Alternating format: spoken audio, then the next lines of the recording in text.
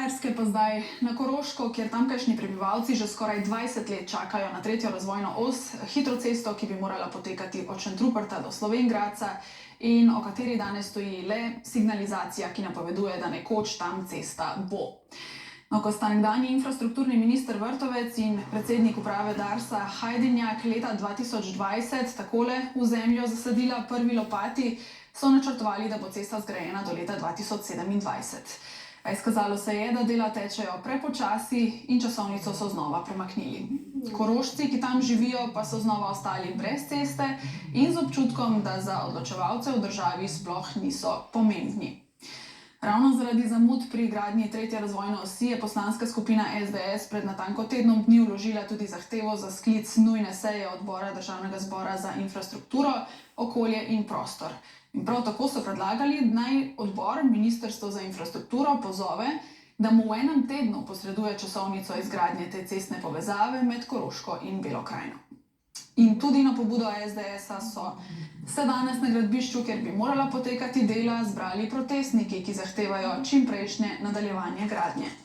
Koroška je namreč po njihovem mnenju prav zaradi slabših obstoječih cestnih povezav, gospodarsko in podjetniško manj konkurenčna od drugih regij. V Slovenj Gradcu je protest spremljal kolega Fedja Goleš. Fedja, pozdravljen. Torej, koliko ljudi se je zbralo in kaj sporočajo?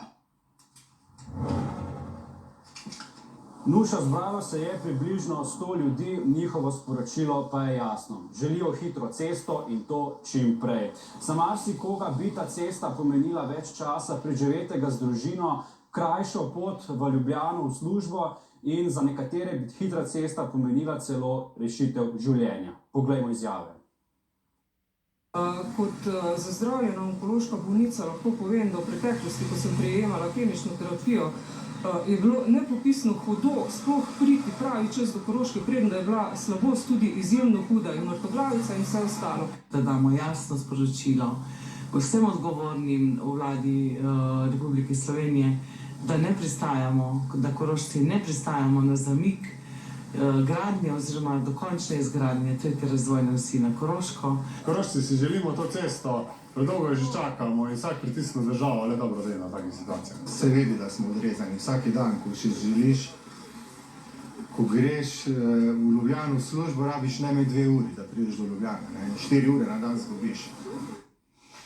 No, Fedja, k protestnemu shodu je pozivala največja opozicijska stranka, ki pa je v tem precej osamljena. Ja, Nuša, drži. Koroški poslanec Jani Prednik iz vrst SD je danes povedal, da podpira prizadevanja za čimprejšnjo izgradnjo hitre ceste, a da se shoda, ki ga organizira SDS, ne bo udeležil. V Gibanju Svoboda pa so, kot pravijo, razočarani nad zlorabo projekta tretje razvojne osi za politično obračunavanje. Njihov poslanec Dušan Stojanović, tudi Korošec, je danes že zapisal, da bodo postopke izgradnje hitre ceste samo še pospešili. Tudi v iniciativi Hočemo cesto, kjer so se od leta 2014 najbolj vestno zavzemali za čimprejšnjo izgradnjo ceste, se od shoda ograjujejo in ga označujejo za političnega. Fedja, najlepša hvala. Z nami pa je zdaj ministrica za infrastrukturo Alenka Bratušek. Pozdravljeni. Dobar dan. Kdaj ste se nazadnje peljali na Koroško? Ni tako dolgo, mogoče kakšno leto nazaj. Koliko časa ste potrebovali, se spomnite? Veliko.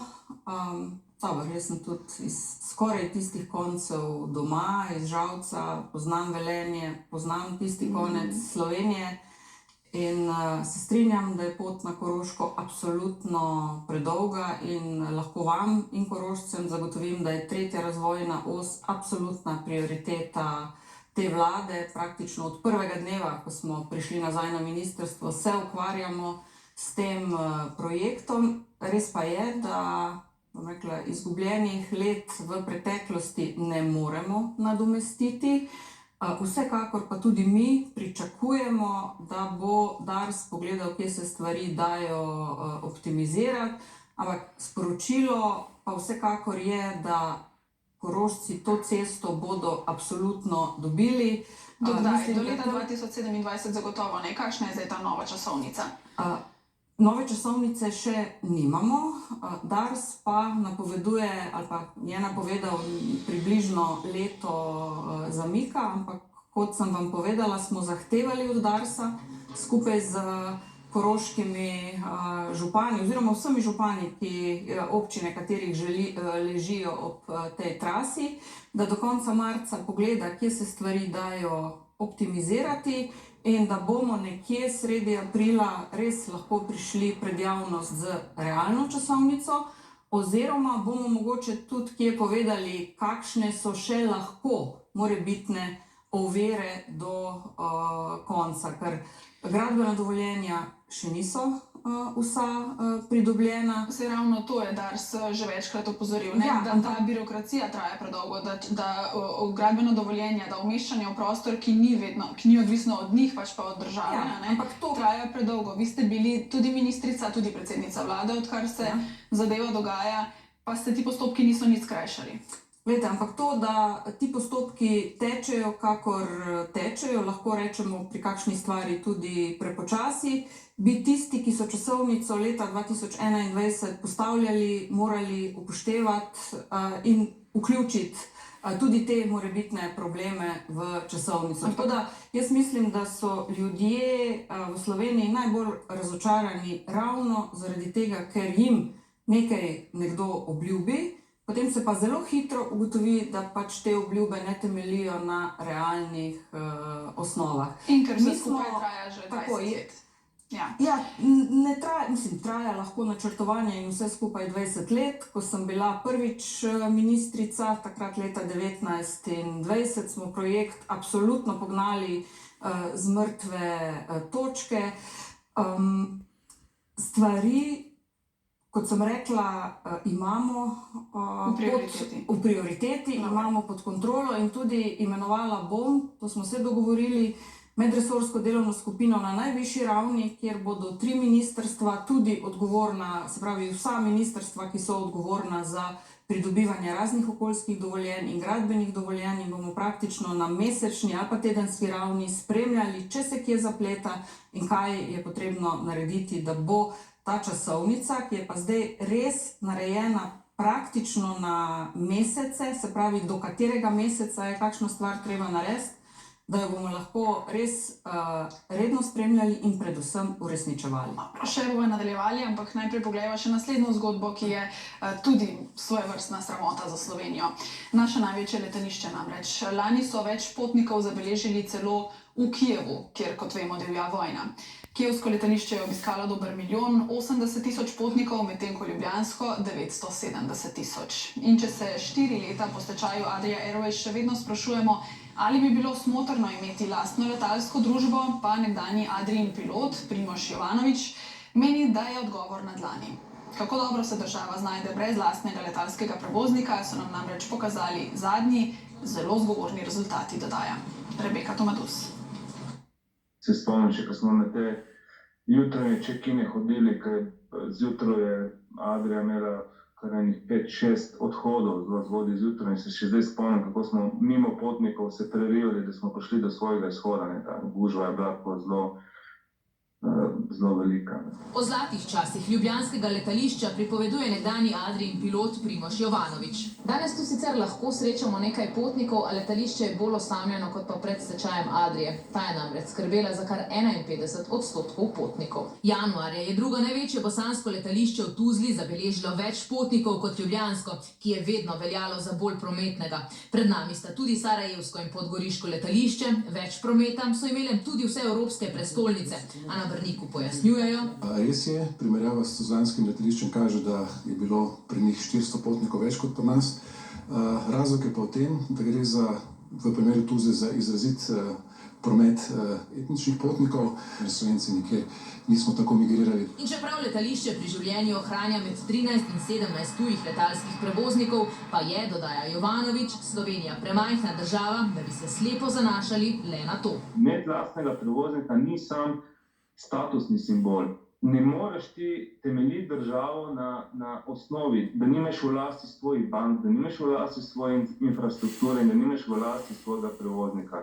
Ker potem enostavno ne moreš vplivati na nek svoj razvoj, ampak si vedno odvisen od nekoga drugega. Podpiramo vsako rešitev, ki bo povečala povezljivost letališča in Slovenije kot destinacije in pa seveda, ki bo povečala število potnikov. Ti v Ljubljano skoraj ne moreš več priti z nekimi normalnimi, direktnimi linijami.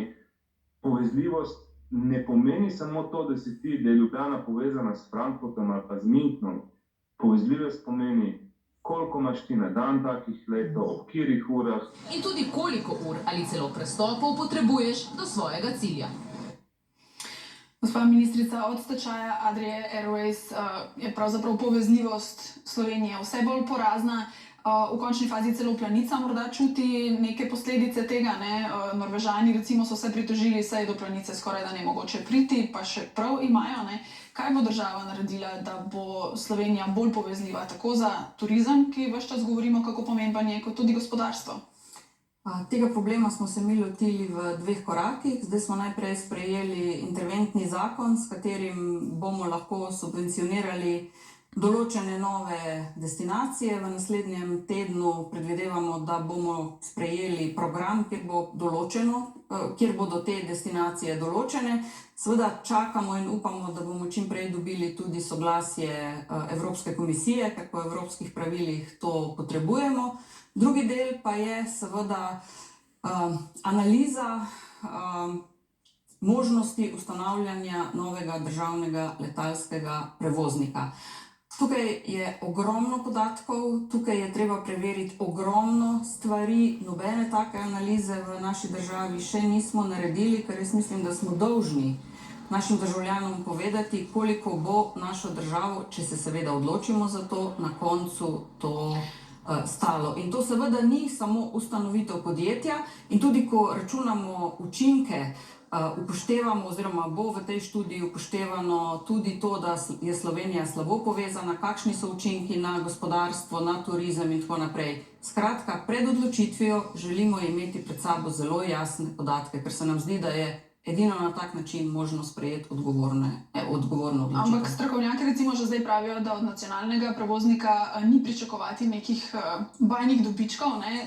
Drugi interesi so tukaj pomembni. Absolutno se strinjam oziroma se tega zavedamo, ampak tudi tiste druge interese moramo zelo jasno znati pokazati, obrazložiti in še enkrat ljudem povedati, koliko bo državo to stalo. Dobro, najlepša hvala, gospa ministrica, za obisk pri nas. Hvala. Srečno.